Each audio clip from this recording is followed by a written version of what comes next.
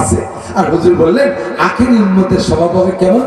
যদি যে বলো ভাই অমুক বাড়ি আছে, কালামুল্লাহ বাড়ি আছে, এই দলামুল্লাহ বাড়ি আছে, খালেকুল্লাহ বাড়ি আছে, কয় না বাড়ি নাই। ছেলে একটা দৌড়ে আছে, কয় না বাড়ি নাই। কাকা তোর আব্বা গেছে কোন জায়গায়? আমার আব্বা তো বাজারে গেছে। কখন গেছে? কয় বেলা 8টার দিকে ঘুমের তো উঠছে, দাঁতে খরা বাদাই উঠছে। এরপরে বাগানের এখন গাছ ভেঙে দিয়ে তাইতে গোষ্ঠী গোষ্ঠী গেল তৈরি বাগানি গাছ নেশা। আমাদের দিকে আশ্বাই কয় কি কয় আপনাদের? হ্যাঁ 68, হ্যাঁ 68 নেশা জানে না। এই 68 গাছ আস্ত ভাঙ্গে পাতা হতো সব বলতেছে কেমন বাগান দুদিন আসছে। আব্বাকে তো দেখো 68 ভাঙ্গা নেশা করতে করতে গেল বাজারের দিকে। সকালবেলা ঘুম থেকে উঠা কখন আসবে বাবা, আমি কি দেরি করবো নাকি কোন দিক যাবো? কয় না কাকা দেরি করবেন না করবেন জানি না, আপনি থাকবেন না যাবেন জানি না, আমার আব্বা যে কোন সময় আসবে কইতে পারি না। আগে কদিন দেখলাম এরকম সকালে বেরোয়েছে আর রাত 11টার পরে টেলিভিশনের আখেরি মোনাজাত হয়ে যাওয়ার পরে আব্বা বাড়ি আসে। আমাদের সাথে আব্বার দেখা হয় না। আমরা স্কুলে চলে যাই, আইসি আমরা রাতের বেলা ঘুমাই যাই, আমার আব্বা তখনের মধ্যে আসে না। আমার আব্বার যে বাজার কি ভালো লাগে, বাজার মা বা আমাদের ভাই বোন ছেলে মেয়ে সবগুলো ফেলাই রেখা আমার আব্বা বাজারে পড়ে থাকে। কাজে আব্বা গেছে বাজারে, এটা কইতে পারবো, আসবে কখন কইতে পারবো না। হুজুর কাই এরকম হবে আমার আখেরি উম্মতের স্বভাব। এবার যদি কারোর বাড়ি গিয়ে বলে আসসালামু আলাইকুম, বাড়ি কি অমুক আছে নাকি?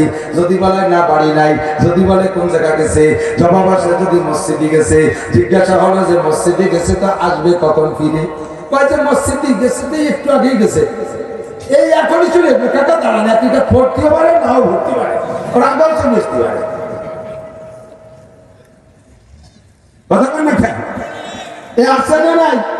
এরকম মুসলমান আছে না নাই? মসজিদে গেছে সবাই দিছে, যাই দেখে সালাম ফিরিয়ে দিচ্ছে, না ভালো না বলা মসজিদে যাওয়ার সময় যাবে এইটা জানি, এই সময় গেল চলে আসবে তাড়াতাড়ি তাও জানি। বাজারে যাওয়ার শুরু সময়টা জানি, শেষ সময়টা জানি না। এইটা হলো সাহাবায়ে আমার আখেরি উম্মতের স্বভাব। আর সাহাবায়ে কিরামদের অভ্যাস ছিল এরকম। তাদের স্বভাব হলো সামিনা ওয়া আতানা, শুনবো আর মানবো। জোরে শুনবো আর নবী পাক সাল্লাল্লাহু আলাইহি সাল্লাম বললেন মজলিসের ভিতরে জায়গা ঘন হয়ে গেছে, বৈশা অনেক মানুষ, পিছন দিয়ে কিছু লোক দাঁড়িয়ে আছে। হুজুর বসলেন, বললেন ইজলিসু আলা মাকানিকুম। মনে আছে নাকি আমি কোন জায়গা থেকে কথা চলে গেছিলাম, আবার সেই জায়গায় চলে আসছে আলহামদুলিল্লাহ। হুজুর বললেন ইজলিসু আলা মাকানিকুম, যে যে জায়গা আছে বৈশা পড়ো, তাড়াতাড়ি বসে পড়ো।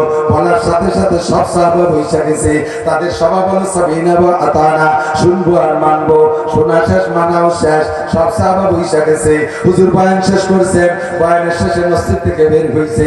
মসজিদের থেকে বের হয়ে কিছু দূর গিয়ে দেখে একটা বৃদ্ধ লোক মাথায় আরো লাল রুমাল আজীবন ব্যবহার করে, ওই লাল একটা রুমাল মুড়ি দিয়া মাথার উপরে দিয়ে ঘুমটা দিয়ে বসে আছে। বুড়ো লোকটা নিচুমুখী হইয়া হাতে তসবিহ টিপতেছেন। হুজুর কাছে গিয়ে সালাম দিয়েছে, আসসালামু আলাইকুম মান আনতা ইয়া সাহেব। ও মুরব্বি আপনি কে? সালামের উত্তর দিয়ে মুখখান খুলে দিয়ে বলে ইয়া রাসূলুল্লাহ সাল্লাল্লাহু আলাইহি ওয়াসাল্লাম আনা আম্মুকা আব্বাস রাদিয়াল্লাহু তাআলা আনহু। একটু জোরে করেন সুবহানাল্লাহ। বাতিজা মুহাম্মদ, আমি তোমার চাচা আব্বাস বসে আছি। হুজুর বললেন ও চাচা আমার সামিতা, আপনি কি শোনেন নাই? আমি মসজিদের মধ্যে বয়ান করতেছিলাম, আপনি কে খবর জানেন না? আপনি মসজিদে বয়ান করতেছেন, আপনি বাহিরে কেন বসা? আব্বাস বলেন ভাতিজা, আমি জানছি যে তুমি মসজিদে বয়ান করতেছো, ঘর থেকে শুনেছি মুহাম্মদ সাল্লাল্লাহু আলাইহি ওয়াসাল্লাম মসজিদে বয়ান করে। ও বাবা আল্লাহর কসম, অন্য কোনো উদ্দেশ্য নাই, তোমার বয়ান শোনার জন্য ঘর থেকে বেরিয়ে আসছি। আস্তে আস্তে আস্তে আস্তে এই পর্যন্ত যখন আসছি তখন তোমার একটা বয়ান আমার কানে চলে আসলো। আমি তখন বললাম ও আব্বাস, তুমি তো মসজিদে যে নবী পাকের বয়ান শুনবার আমল করবা, তাহলে যে ওয়াজটা তোমার কানে আপাতত এসে গেছে ওইটার পর আগে আমল করে নাও। ওই সময় তোমার আওয়াজ আসছে, তুমি বলতেছিলে যে যেখানে আছো বসে পড়ো। ও ভাতিজা, তখন আমি এই জায়গা ছিলাম, তাই আমি ওই কথাটার পর আমল করে জায়গায় বসে গেছি। এর নাম সাহাবা। ওর নাম কি? আমি এই কথাটা বলে নিজেকে বললাম ও আব্বাস, নবীর যেই কথাটা কানে আসছে ওইটার পর যদি আমল করতে পারো তাহলে বাকি কথার পর আমল করতে পারবা। তাই আমি ওই কথার পর আমল করে জায়গায় বসে গেছি ভাতিজা, আর সামনের দিকে আগাই নাই। হুজুর বললেন, ও আমার চাচা যান, একটু উঠে দাঁড়ান। বুকের সাথে জড়িয়ে ধরে কপালে চুমু খাইলেন। চাচা যান, সব আজকে আপনি শুনছেন। হযরত আব্বাস বলেন, ভাতিজা তোমার আওয়াজের মধ্যে একটা মুজিজা আছে। যত সাহাবা ইকরাম ছিল, সব সাহাবাদের ভিতরে সবচাইতে জোরে আওয়াজ আলা দুই সাহাবা। আরেকজনের নাম আমি মুখস্থ মনে নাই, বহুকাল আগে আমার চাচা হযরত আব্দুল্লাহ রাহমাতুল্লাহ কাছে শুনেছি, উনার নাম আমার মনে নাই। দ্বিতীয় যে সাহাবার আওয়াজ সবচেয়ে দূরে যায়, তিনি এই আব্বাস। বাড়ি থেকে ডাক দিলে 8 মাইল দূরে যেত আওয়াজ। আমাকে মাইকও 8 মাইল যায় না, আধা কিলো এবার শোনা যায় না, একটু সাউন্ড বাড়া যাবো। উনার বাড়ির থেকে 8 মাইল দূরে একটা খেজুর বাগান ছিল। ওই বাগানে মালিক কাজ করতো, খাবারের রক্ত হলে বাড়িতে ডাক দিত, সে শুনে এসে খেয়ে যেত। এই আব্বাস, তার আওয়াজ যাইতো 8 মাইল। আর নবী পাকের আওয়াজ যদি আল্লাহ তাআলা পৌঁছানোর ইচ্ছা করতেন, তাহলে মদিনার থেকে আওয়াজ দিতে সারা দুনিয়ায় পৌঁছে যেত। আমি তো কথা বলছি হালকা মুখে, আপনি কি এতখানি দূরে বসে বয়ান শুনেছেন? হযরত আব্বাস বলে, ভাতিজা তোমার সামনে যারা বসা ছিল তারা যে আওয়াজে শুনেছে, আমি ওই জায়গায় বসে সেই আওয়াজে শুনেছি। সুবহানাল্লাহ। ও বন্ধু, এবার নবী বলেন, মান তাশাব্বাহা বিকওমিন ফাহুয়া মিনহুম। যার সাথে যার মিল হবে তার সাথে তার হাসর হবে। বলেন, যার সাথে যার মিল হবে, একটু কান, যার সাথে যার মিল হবে তার সাথে তার হাসর হবে। তোমার মিল যদি হয় আব্বাসের সাথে, আব্বাস জান্নাতি, তার সাথে জান্নাতি হবা। তোমার মিল যদি হয় বিলালের সাথে, বিলাল জান্নাতি, তার সাথে জান্নাতি হবা। তোমার মিল যদি হয় সাহাবায়ে কেরামের সাথে, তোমার মিল যদি হয় সাহাবায়ে কেরামের সাথে, টোটাল সাহাবায়ে কেরাম জান্নাতি। নবী বলেন, সাহাবী কুল্লুকুম উদুল বিআইয়িহিম ইক্তাদাইতুম ইহতাদাইতুম। আমার প্রত্যেকটা সাহাবী ন্যায়ের উপরে প্রতিষ্ঠিত, যাকে অনুসরণ করলে জান্নাতে চলিয়া যাইবা, হিদায়াত পাইয়া যাইবা। তুমি সাহাবাদের সাথে জান্নাতি হবা। তোমার মিল যদি হয় নেইমার সাথে, নেইমার যে জায়গা যাবে তুমি সেই জায়গা যাইবা। তোমার মিল যদি হয় মেসির সাথে, মেসি যে জায়গা যাবে তুমি সেই জায়গা যাইবা। তোমার মিল যদি হয় হিন্দু বৌদ্ধ খ্রিস্টানের সাথে, তারা যে জায়গা যাবে তুমি সেই জায়গা যাইবা। তবে 100% ওয়ারেন্টি গ্যারান্টিতে বলে দেই, বিশ্বাস করো না করো কিচ্ছু আসে যায় না, আমি 100 গ্যারান্টিতে বলে দিলাম, জান্নাতে একমাত্র মুসলমান ছাড়া, মুসলমান ছাড়া, একমাত্র মুসলমান ছাড়া অন্য কোন জাতি 1 সেকেন্ডের জন্য জান্নাতে যাবে না। আল্লাহ নবী বলেন, আলমারু মা মান আহাব্বা। যার সাথে যার মুহাব্বত, তার সাথে তার কিয়ামত। সাহাবায়ে কেরামের সাথে মিল কর, মুহাব্বত কর। সাহাবায়ে কেরামের সাথে মিল কর, মুহাব্বত কর। নবী পাকের সাথে মিল কর, মুহাব্বত কর। নবী পাকের সাথে মুহাব্বত তৈরি করো। নবী পাক যে জায়গা যাবে তুমিও সেই জায়গা যাইবা। আদমিয়ত লা মুশান মুস্তানিস, আদমিয়ত জুজ রিজায় দোস্তানিস। এ করবা সূরাত আদমি ইনসাবুদে, আহমদ আবু জাহলে হামেদ সাবুদে। চেহারার নাম মানুষ না, স্বাস্থ্যের নাম মানুষ না, বিশ্ববিখ্যাত হতে পারার নামই মানুষ না, কোটি কোটি টাকার মালিক হওয়ার নাম কিন্তু মানুষ না। তুমি জাগতিক পদমর্যাদা আসমানে উঠছো, এর নাম আল্লাহ তোমাকে মানুষ বলে বলে না। মানুষ হইতে হলে তোমার ভিতরে লাগবে একটা ভিন্ন জিনিস, সেই জিনিসটার নাম হলো মানবতা। আর আল্লাহর কসম দিয়ে বলবো, ওই মানবতা দুনিয়ার কোন শিক্ষার মাধ্যমে আসে না, ওই মানবতা একমাত্র আসে আল্লাহর কোরআনের শিক্ষার মাধ্যমে। জুত পাইলাম না ওয়াজ করে একটু ঠিকঠাক যে একটু আসতে পারে কেন? আমি তো যাও মাঝে মাঝে কই, বক্তারা একা একা ওয়াজ করতে পারে না, আপনাকে সহযোগিতা দেবে। এই সহযোগিতা মানে মাঝে মাঝে একদিন দাঁড়ায় দাঁড়ায় একটু ওয়াজ করবেন তা না। এই যে একটু উদাহরণ করি না, দিন পাহাড়ে মুরগিছি, বাড়ির মোরগে ভাসে যাইয়া কুটকুট করে। মোরগে কি রে মুরগির ভাসে যে কুটকুট করে কে কি জানে? মুরগির হিম্মত দেয়, তুই পারতি থাকাসি আমি ভাসে। ও ভাসে থাকলি বা কি না থাকতে পারবে, পারবে তো মুরগি, কিন্তু মোরগটা কাছে গেলে মুরগির সাহস বাড়ে। বাচ্চা ডেলিভারি দেন মহিলারা, আমি যদি ওই দিন বাড়ি থাকে তাহলে ডেলিভারি তো কষ্ট কম হয়, ওর একটা মনে সাহস থাকে। আমার স্বামী আছে, আমার শ্বশুর ফেলায় দিতে পারে, আমার স্বামী আমার ফেলা রেখে চলে যেতে পারে, দেওয়ার বড় ধাসুটা খবর না নিলে নিতে পারে, কিন্তু আমার স্বামী আমার কোনোভাবে ফেলাইয়া যাবে, ঠিক না? এরকম পাশে থেকে একটু নাড়াচাড়া দিলে সাহস বাড়ে, একটু নাড়াচাড়া দিলে সাহস বাড়ে। যেরকম ঠিক আরো রাতের বেলা যখন আর্জেন্টিনা জিতলো, সেই সময় বাঁশির ফুলার স্লোগান ফেলা দিই, বড় মানুষ তাজা হয়ে গেছে ঘুম ভেঙে এমন পারবো না। আল্লাহু আকবার। মুসলমান আল্লাহু মান আহাব্বা চ্যালেঞ্জ, মুসলমান ছাড়া অন্য কোন জাতি জান্নাতে যাবে? মুমিন ছাড়া অন্য কোন জাতি জান্নাতে যাবে? কাজে যদি কারো ভালোবাসায় তোমাকে জান্নাতে যেতে হয় তাহলে আরেকজন মুমিনের ভালোবাসা তৈরি করো।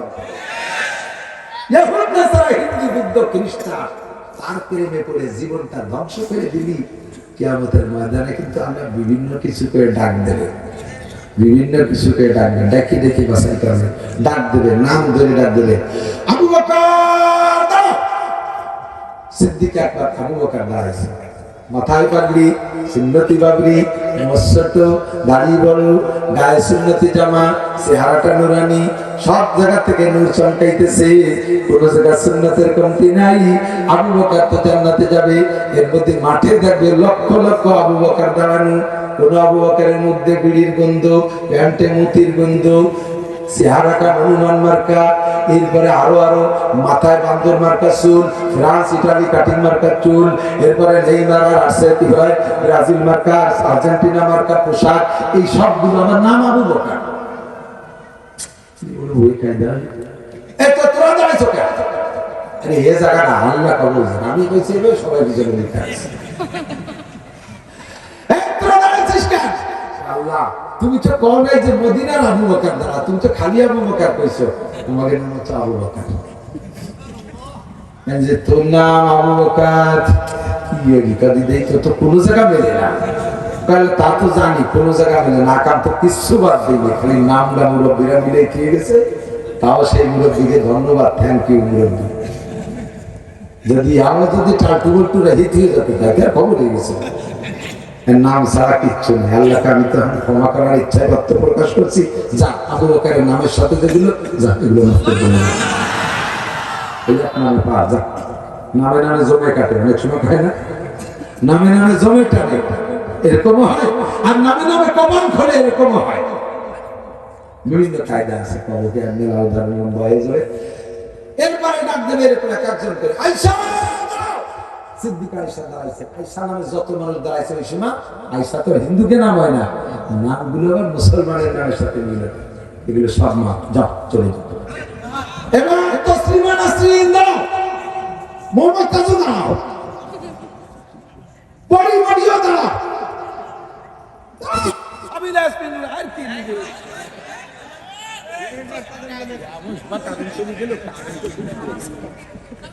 একটু জিকির করে দে, লা ইলাহা ইল্লাল্লাহ,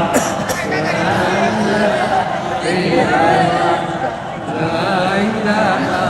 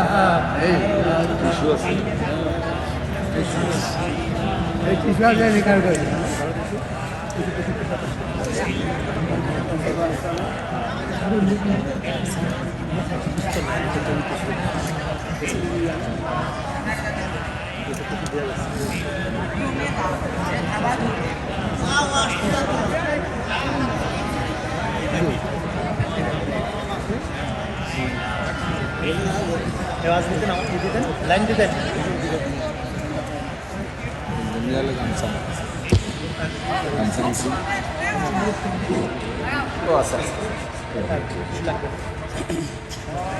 কিছু লাগবে না, আওয়াজটা দাও।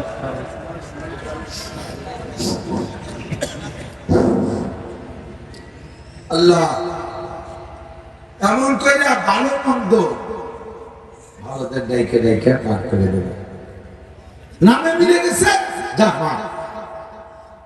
এরপরে আল্লাহ পাক যখন ধরার নিয়েতে মিজাজ গরম করে কহার নামের সাথে আত্মপ্রকাশ করবে, এবার যে ভাবে পাবে সেইভাবে ধরবে। রাজীব দাঁড়া, ইন্ডিয়ান রাজীব গান দিয়ে দাঁড়াতে, বাংলাদেশি লাখ লাখ রাজীব দাঁড়াইছে। এ রাজীবকে চেহারা ভালো, ওই খারাপ না, কিন্তু নামে বেঁচে ধার রাজীব নামে যতগুলো আছে সবগুলোর বা খুজুহুম ফাগুল্লুহুম সুম্মা জাহিমা সাল্লুহুম সুম্মা ফি সিলসিলাতিন যারুহা সাবউনা যিরাআন ফাসলুকুহুম। আমি হুর জায়গা হুম জমির বাড়াই দিছি। আয়াত হলো খুজুহুম ফাগুল্লুহুম সুম্মা জাহিমা সাল্লুহু। এভাবে হলো আয়াত। যখন বহু বচন বানাবে আল্লাহ পাক ওই জায়গা বলবে হুম দিয়ে বলবেন আল্লাহ। দুনিয়ায় হু, আখিরাতে আল্লাহ হুম দিয়ে বলবেন। যেমন কোরআন শরীফের ভিতরে আছে সূরা আর রহমান, আমরা কোরআন শরীফের ভিতরে পাইব আর রহমান আল্লামাল কুরআন। আর আল্লাহ পাক কিয়ামতের ময়দানে যেদিন কোরআনে কারীম ভিজে তিলাওয়াত করবেন, সেদিন আর রহমান বলবেন না, সেদিন আল্লাহ বলবেন আনার রহমান আল্লামাল কুরআন, অথবা আনার রহমান আল্লামতুকুমুল কুরআন। আল্লাহ এভাবে নিজের দিক নিয়ে বলবেন। খুজুহুম ফাগুল্লুহুম, ধারগুলোকে ধর, রাজীব নামে যারা আছে ধর, পিরিস নামে যত আছে ধর, কলিস নামে যত আছে ধর। ওই পশ্চিমে নামের সাথে নাম মিলেছিস, তাদের চেহারার সাথে চেহারা মিলেছিস, তাদের ভালোবাসার সাথে ভালোবাসা মিলেছিস, ধর সবগুলোকে একসাথে ধর। বাধা খাইবা বন্ধু, রিমান্ড শুরু হয়ে যাবে, তুলাই আরম্ভ হবে। তুমি তখন চিৎকার মেরে বলবা রব্বানা ইন্না সামিনা রব্বানা আবসারনা ওয়া সামিনা ফারদিনা মান সালিহান ইন্না মুকিনুন। আল্লাহ দুনিয়ায় থাকতে বলবা বিরা দিনে ও রাতে, লাইলা ওয়া নাহারা, দিনে ও রাতে এইভাবে বয়ান করে করে চিল্লে গলা ফাটাই শুনাইছে, হেসে খেলে উড়াই দিয়েছি, কথাকে প্রক্ষেপ করি নাই। আল্লাহ সবই সত্য, আমসারনা চোখ দিয়ে দেখলাম, ওয়া সামিনা সবই শুনলাম, কাজী ফারজিনা নামাল সালিহান আরেকটা বার দুনিয়ায় পাঠিয়ে দাও। রব্বানা আখরিজনা মিনহা ফাইনা মুতনা ফাইন্না জালিমুন, আরেকটা বার বের করে দুনিয়ায় দাও। এই বন্যায় যদি আবার করি তাহলে সেদিন যে বিচার করো কোনোদিন আর আপিল করবো না। রাত 1টা থেকে 3টা পর্যন্ত ওই সময় দাঁড়ায় দাঁড়ায় বড় পর্দায় খেলা দেখছি, ওই খেলা কোনোদিন দেখবো না। আর একবার পাঠা দাও, 1টা থেকে 3টে পর্যন্ত তাহাজ্জুদে দাঁড়িয়ে থাকবো। এরপরে 1টা থেকে 3টা পর্যন্ত খেলা শেষ হয়ে যাওয়ার পরে গাল গপ্প কইরা ঘন্টাখানিক আনন্দ মচাইছে ওই জায়গা। ঠগলি একটা আফসোসের সময় করে সময় নষ্ট করেছি, আর দল দিতে গেলে ফুর্তি করে কাটাইছি। আর একটা বার সময় দাও, 3টের পরে 4টে পর্যন্ত জিকির ফিকির করে কাটাইবো। আর ওই পর্দার সামনে দাঁড়াবো না, আর ওই পর্দার সামনে দাঁড়াইবো না, টেলিভিশন মোবাইলের সামনে দাঁড়াবো না। আর একটা বার পাঠায় দাও, লক্ষ লক্ষ বছর চিৎকার মারবারে যুবক, আল্লাহর কসম দেখো তফসীর খুলে দেখো আছে না নাই। আল্লাহ রব্বুল আলামিন, তুমি লক্ষ লক্ষ বছর চিৎকারের পরে আল্লাহ একটা জবাব দেবে। এর মধ্যে আল্লাহর কথাই বলবে না, বলা হয় 70 লক্ষ বছর পরে আল্লাহ তোমার এই কান্নাকাটির জবাব দেবে। জবাবটা দেবে কি কইয়া? পক্ষে কোনো জবাব হবে না। আল্লাহ বলবেন ইকসাউ ফিহা, ইকসা কথাই বলবি না, ইকসাউ ফিহা বলে থাক, ওই জায়গা কথা বলবি না। ইকসাউ ফিহা বলে থাক, ওয়ালা তুকাল্লিমুন, আমার সাথে কোনো কথাই হবে না। এবার একটু কথা বললি তো 2 কথা বুঝাইয়া আনা যায়, এ কথাই বন্ধ। ইকসাউ বলে থাক, ওয়ালা তুকাল্লিমুনি, আমার সাথে কথা বলবে। আল্লাহ যদি ধমক দেয় তাহলে কি আর কথা থাকবে? কথা হয়? আপনারাই নড়াচড়া করেন, আমি এখানকার রাজা বাহাদুর কেউ না, জাস্ট একজন মেহমান আসছে, আপনাদের কদরে কিছু কথা বলে খেয়ে দিয়ে চলে যাবে। আপনারা এলোমেলো করলে আমি যারা ধমক দিই তাই আপনারা থামিয়ে যান। স্বয়ং আল্লাহ ধমক দেবে, ইকসাউ ইকসাউ করে থাক, আল্লাহ তুকাল্লিমুন, কথা হবে না। বহুত সুযোগ দিয়েছে আমার মৌলভীরা কথা কইতো, এই কথা যখন শুনতে শুনতে আড়ালে যে দোকানে বসে কয়, ওয়া হুজুররা যত কয় অত নাকি, বলি তো চলতো না। আল্লাহ হুজুরদের মতো অত রাগি না, হুজুররা একটু রাগি বেশি, আল্লাহ কি অত রাগি নাকি? আল্লাহরে পাম্পটিতে দলে নিয়ে যাচ্ছে। এমন জানি না কেউ আল্লাহ তোমার মতো অত বলব না যে পান্ডেলি হলে আল্লাহ সরল, আল্লাহ বড় দয়াবান। এ কথা সত্য, কিন্তু তুমি তো সারেন্ডার করতে হবে।